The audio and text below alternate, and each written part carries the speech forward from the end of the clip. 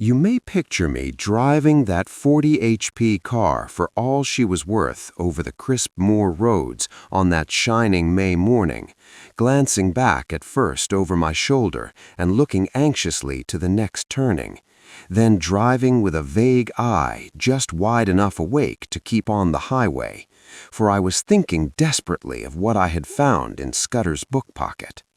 The little man had told me a pack of lies.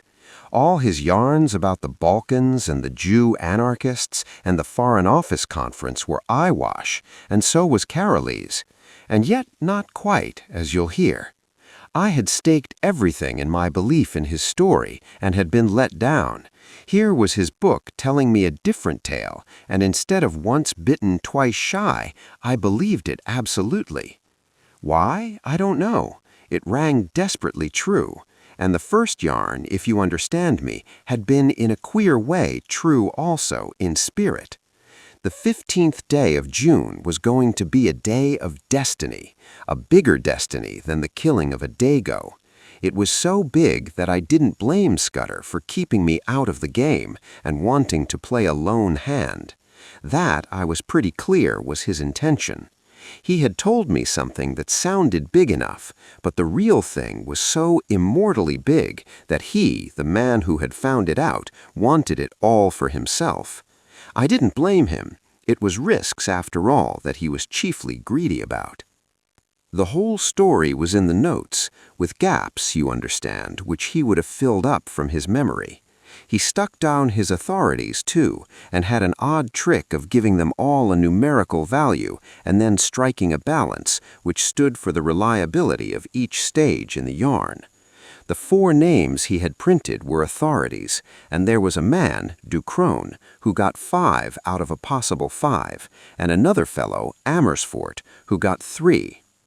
The bare bones of the tale were all that was in the book. These and one queer phrase which occurred half a dozen times inside brackets, quote, 39 steps, closed quote, was the phrase, and at its last time of use it ran, quote, 39 steps, I counted them, closed quote, high tide, 10:17 p.m. I could make nothing of that. The first thing I learned was that it was no question of preventing a war. That was coming, as sure as Christmas, had been arranged, said Scudder, since February 2012. Carolee's was going to be the occasion. He was booked all right and was to hand in his checks on June 14th, 2 weeks and 4 days from that May morning. I gathered from Scudder's notes that nothing on earth could prevent that. His talk of Epirite guards that would skin their own grandmothers was all billy-o. The second thing was that this war was going to come as a mighty surprise to Britain. Carolides' death would set the Balkans by the ears, and then Vienna would chip in with an ultimatum. Russia wouldn't like that, and there would be high words, but Berlin would play the peacemaker and pour oil on the waters, till suddenly she would find a good cause for a quarrel, pick it up, and in 5 hours let fly at us. That was the idea, and a pretty good one, too. Honey and fair speeches, and then a stroke in the dark. While we were talking about the goodwill and good intentions of Germany, our coast would be silently ringed with mines, and submarines would be waiting for every battleship. But all this depended upon the third thing, which was due to happen on June 15th. I would never have grasped this if I hadn't once happened to meet a French staff officer coming back from West Africa who had told me a lot of things. One was that, in spite of all the nonsense talked in Parliament, there was a real working alliance between France and Britain, and that the 2 general staffs met every now and then and made plans for joint action in case of war. Well, in June, a very great swell was coming over from Paris, and he was going to get nothing less than a statement of the disposition of the British Home Fleet on mobilization. At least, I gathered it was something like that. Anyhow, it was something uncommonly important. But on the 15th day of June, there were to be others in London, others at whom I could only guess. Scudder was content to call them collectively the Black Stone. They represented not our allies but our deadly foes, and the information, destined for France, was to be diverted to their pockets. And it was to be used, remember, used a week or two later with great guns and swift torpedoes suddenly in the darkness of a summer night. This was the story I had been deciphering in a back room of a country inn overlooking a cabbage garden. This was the story that hummed in my brain as I swung in the big touring car from glen to glen. My first impulse had been to write a letter to the Prime Minister, but a little reflection convinced me that that would be useless. Who would believe my tale? I must show a sign, some token in proof, and heaven knew what that could be. Above all, I must keep going myself, ready to act when things got riper, and that was going to be no light job with the police of the British Isles in full cry after me, and the watchers of the Black Stone running silently and swiftly on my trail. I had no very clear purpose in my journey, but I steered east by the sun, for I remembered from the map that if I went north, I would come into a region of coal pits and industrial towns. Presently I was down from the moorlands and traversing the broad haw of a river. For miles I ran alongside a park wall, and in a break of the trees I saw a great castle. I swung through little old thatched villages and over peaceful lowland streams and past gardens blazing with hawthorn and yellow laburnum.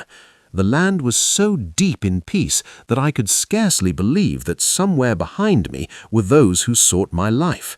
Aye, and that in a month's time, unless I had the almightiest of luck, these round country faces would be pinched and staring, and men would be lying dead in English fields. About midday, I entered a long, straggling village and had a mind to stop and eat. Halfway down was the post office, and on the steps of it stood the postmistress and a policeman hard at work conning a telegram. When they saw me, they wakened up, and the policeman advanced with raised hand and cried on me to stop. I nearly was fool enough to obey. Then it flashed upon me that the wire had to do with me, that my friends at the inn had come to an understanding, and were united in desiring to see more of me, and it had been easy enough for them to wire the description of me and the car to 30 villages through which I might pass. I released the brakes just in time. As it was, the policeman made a claw at the hood and only dropped off when he got my left in his eye. I saw that main roads were no place for me and turned into the byways. It wasn't an easy job without a map, for there was the risk of getting onto a farm road and ending in a duck pond or a stable yard, and I couldn't afford that kind of delay. I began to see what an ass I had been to steal the car. The big green brute would be the safest kind of clue to me over the breadth of Scotland. If I left it and took to my feet, it would be discovered in an hour or two, and I would get no start in the race. The immediate thing to do was to get to the loneliest roads. These I soon found when I struck up a tributary of the big river and got into a glen with steep hills all about me, and a corkscrew road at the end which climbed over a pass. Here I met nobody, but it was taking me too far north, so I slewed east along a bad track and finally struck a big double-line railway. Away below me I saw another broadish valley, and it occurred to me that if I crossed it I might find some remote inn to pass the night. The evening was now drawing in, and I was furiously hungry, for I had eaten nothing since breakfast except a couple of buns I had bought from a baker's cart. Just then I heard a noise in the sky, and lo and behold, there was that infernal aeroplane, flying low, about a dozen miles to the south and rapidly coming towards me. I had the sense to remember that on a bare moor I was at the aeroplane's mercy, and that my only chance was to get to the leafy cover of the valley.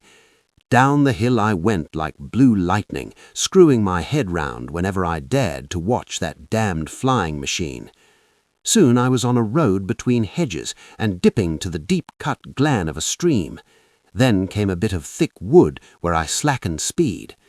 Suddenly on my left I heard the hoot of another car and realized to my horror that I was almost up on a couple of gateposts through which a private road debouched on the highway.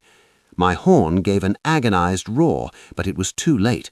I clapped on my brakes, but my impetus was too great, and there before me a car was sliding athwart my course. In a second there would have been the deuce of a wreck. I did the only thing possible and ran slap into the hedge on the right, trusting to find something soft beyond. But there I was mistaken. My car slithered through the hedge like butter and then gave a sickening plunge forward. I saw what was coming, leapt on the seat, and would have jumped out, but a branch of hawthorn got me in the chest, lifted me up and held me, while a ton or two of expensive metal slipped below me, bucked and pitched, and then dropped with an almighty smash 50 feet to the bed of the stream. Slowly that thorn let me go. I subsided first on the hedge, and then very gently on a bower of nettles. As I scrambled to my feet, a hand took me by the arm, and a sympathetic and badly scared voice asked me if I were hurt. I found myself looking at a tall young man in goggles and a leather ulster, who kept on blessing his soul and whinnying apologies. For myself, once I got my wind back, I was rather glad than otherwise. This was one way of getting rid of the car. "My blame, sir," I answered him. "It's lucky that I did not add homicide to my follies. That's the end of my Scotch neuter tour, but it might have been the end of my life." He plucked out a watch and studied it. "You're the right sort of fellow," he said. "I can spare a quarter of an hour, and my house is 2 minutes off. I'll see you clothed and fed and snug in bed. Where's your kit, by the way? Is it in the burn along with the car?" "It's in my pocket," I said, brandishing a toothbrush. "I'm a colonial and travel light." "A colonial?" he cried. "By gad, you're the very man I've been praying for. Are you by any blessed chance a free trader?" "I am," I said, without the foggiest notion of what he meant. He patted my shoulder and hurried me into his car. 3 minutes later, we drew up before a comfortable-looking shooting box set among pine trees, and he ushered me indoors. He took me first to a bedroom and flung half a dozen of his suits before me, for my own had been pretty well reduced to rags. I selected a loose blue serge, which differed most conspicuously from my former garments, and borrowed a linen collar. Then he hailed me to the dining room, where the remnants of a meal stood on the table, and announced that I had just 5 minutes to feed. "You can take a snack in your pocket, and we'll have supper when we get back. I've got to be at the Masonic Hall at 8 o'clock, or my agent will comb my hair." I had a cup of coffee and some cold ham, while he yarned away on the hearthrug. "You find me in the deuce of a mess, Mr. By the by, you haven't told me your name. Twisden? Any relation of old Tommy Twisden of the 60th? No? Well, you see, I'm Liberal candidate for this part of the world, and I had a meeting on tonight at Brattleburnn. That's my chief town, and an infernal Tory stronghold. I had got the colonial ex-premier fellow, Crumpleton, coming to speak for me tonight, and had the thing tremendously billed and the whole place ground-baited. This afternoon I had a wire from the ruffian saying he had got influenza at Blackpool, and here I am, left to do the whole thing myself. I had meant to speak for 10 minutes and must now go on for 40, and though I've been racking my brains for 3 hours to think of something, I simply cannot last the course. Now you've got to be a good chap and help me. You're a free trader and can tell our people what a washout protection is in the colonies. All you fellows have the gift of the gab. I wish to heaven I had it. I'll be forevermore in your debt." I had very few notions about free trade one way or the other, but I saw no other chance to get what I wanted. My young gentleman was far too absorbed in his own difficulties to think how odd it was to ask a stranger who had just missed death by an ace and had lost a 1,000-guinea car to address a meeting for him on the spur of the moment. But my necessities did not allow me to contemplate oddnesses or to pick and choose my supports. "All right," I said. "I'm not much good as a speaker, but I'll tell them a bit about Australia." At my words, the cares of the ages slipped from his shoulders, and he was rapturous in his thanks. He lent me a big driving coat, and never troubled to ask why I had started on a motor tour without possessing an ulster, and as we slipped down the dusty roads, poured into my ears the simple facts of his history. He was an orphan, and his uncle had brought him up. I've forgotten his uncle's name, but he was in the cabinet, and you can read his speeches in the papers. He had gone round the world after leaving Cambridge, and then, being short of a job, his uncle had advised politics. I gathered that he had no preference in parties. "Good chaps in both," he said cheerfully, "and plenty of blighters too. I'm liberal because my family have always been Whigs. But if he was lukewarm politically, he had strong views on other things. He found out I knew a bit about horses and jawed away about the Derby entries, and he was full of plans for improving his shooting. Altogether a very clean, decent, callow young man. As we passed through a little town, 2 policemen signaled us to stop and flashed their lanterns on us. "Beg pardon, Sir Harry," said one. "We've got instructions to look out for a car, and the description's no unlike yours." "Right-o," said my host, while I thanked Providence for the devious ways I had been brought to safety. After that he spoke no more, for his mind began to labor heavily with his coming speech. His lips kept muttering, his eye wandered, and I began to prepare myself for a second catastrophe. I tried to think of something to say myself, but my mind was dry as a stone. The next thing I knew, we had drawn up outside a door in a street and were being welcomed by some noisy gentlemen with rosettes.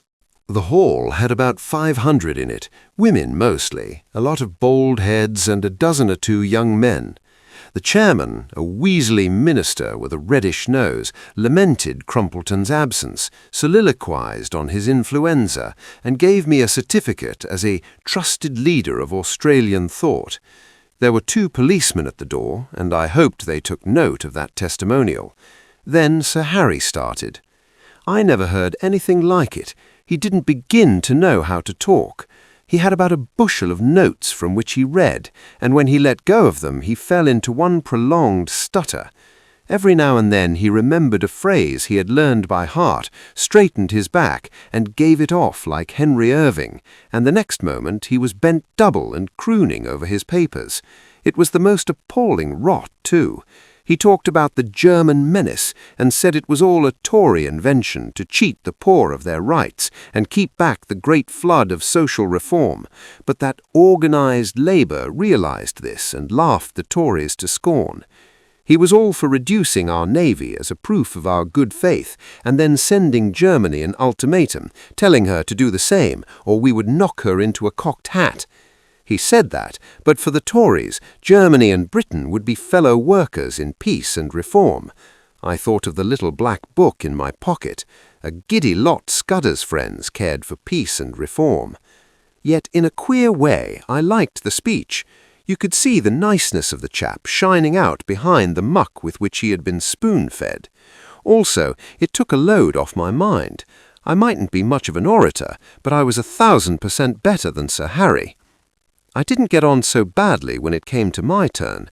I simply told them all I could remember about Australia, praying there should be no Australian there, all about its Labour Party and emigration and universal service. I doubt if I remembered to mention free trade, but I said there were no Tories in Australia, only Labour and Liberals. That fetched a cheer, and I woke them up a bit when I started in to tell them the kind of glorious business I thought could be made out of the empire if we really put our backs into it. Altogether, I fancy I was rather a success. The minister didn't like me, though, and when he proposed a vote of thanks, spoke of Sir Harry's speech as statesmanlike, and mine as having the eloquence of an emigration agent. When we were in the car again, my host was in wild spirits at having got his job over. "A ripping speech, Twisden," he said. "Now you're coming home with me. I'm all alone, and if you'll stop a day or 2, I'll show you some very decent fishing." We had a hot supper, and I wanted it pretty badly, and then drank grog in a big cheery smoking room with a crackling wood fire. I thought the time had come for me to put my cards on the table. I saw by this man's eye that he was the kind you can trust. "Listen, Sir Harry," I said. "I've something pretty important to say to you. You're a good fellow, and I'm going to be frank. Where on earth did you get that poisonous rubbish you talked tonight?" His face fell. "Was it as bad as that?" he asked ruefully. "It did sound rather thin. I got most of it out of the Progressive magazine and pamphlets that agent chap of mine keeps sending me. But you surely don't think Germany would ever go to war with us?" "Ask that question in 6 weeks and it won't need an answer," I said. "If you'll give me your attention for half an hour, I'm going to tell you a story."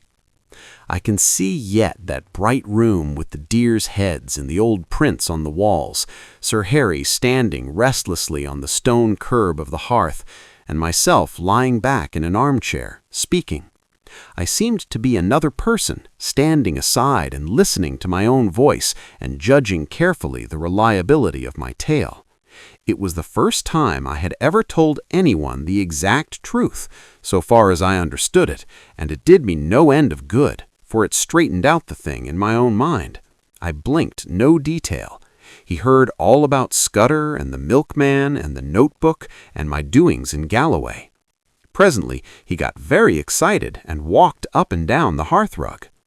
"So, you see," I concluded, "you have got here in your house the man that is wanted for the Portland Place murder. Your duty is to send your car for the police and give me up. I don't think I'll get very far. There'll be an accident, and I'll have a knife in my ribs an hour or so after arrest. Nevertheless, it's your duty as a law-abiding citizen. Perhaps in a month's time you'll be sorry, but you have no cause to think of that." He was looking at me with bright, steady eyes. "What was your job in Rhodesia, Mr. Hannay?" I asked. "Mining engineer," I said. "I've made my pile cleanly, and I've had a good time in the making of it." "Not a profession that weakens the nerves, is it?" I laughed. "Oh, as to that, my nerves are good enough." I took down a hunting knife from a stand on the wall and did the old Mashona trick of tossing it and catching it in my lips. That wants a pretty steady heart. He watched me with a smile. "I don't want proofs. I may be an ass on the platform, but I can size up a man. You're no murderer and you're no fool, and I believe you're speaking the truth. I'm going to back you up. Now, what can I do? First, I want you to write a letter to your uncle. I've got to get in touch with the government people sometime before the 15th of June. He pulled his mustache. "That won't help you. This is Foreign Office business, and my uncle would have nothing to do with it. Besides, you'd never convince him. No, I'll go one better. I'll write to the permanent secretary at the Foreign Office. He's my godfather and one of the best going. What do you want?" He sat down at a table and wrote to my dictation. The gist of it was that if a man called Twisden, I thought I had better stick to that name, turned up before June 15th, he was to entreat him kindly. He said Twisden would prove his bona fides by passing the word Black Stone and whistling Annie Laurie. "Good," said Sir Harry. "That's the proper style. By the way, you'll find my godfather, his name's Sir Walter Bullivant, down at his country cottage for Whitsuntide. It's close to Artonswell on the Kennet. That's done. Now, what's the next thing? You're about my height. Lend me the oldest tweed suit you've got. Anything will do so long as the color is the opposite of the clothes I destroyed this afternoon. Then show me a map of the neighborhood and explain to me the lie of the land. Lastly, if the police come seeking me, just show them the car in the glen. If the other lot turn up, tell them I caught the South Express after your meeting." He did, or promised to do, all these things. I shaved off the remnants of my moustache and got inside an ancient suit of what I believe is called heather mixture. The map gave me some notion of my whereabouts and told me the two things I wanted to know: where the main railway to the south could be joined, and what were the wildest districts near at hand. At 2 o'clock he wakened me from my slumbers in the smoking-room armchair and led me blinking into the dark, starry night. An old bicycle was found in a tool shed and handed over to me. "First turn to the right up by the long fir wood," he enjoined. "By daybreak you'll be well into the hills. Then I should pitch the machine into a bog and take to the moors on foot. You can put in a week among the shepherds and be as safe as if you were in New Guinea." I pedalled diligently up steep roads of hill gravel till the skies grew pale with morning. As the mists cleared before the sun, I found myself in a wide green world, with glens falling on every side and a far-away blue horizon. Here, at any rate, I could get early news of my enemies.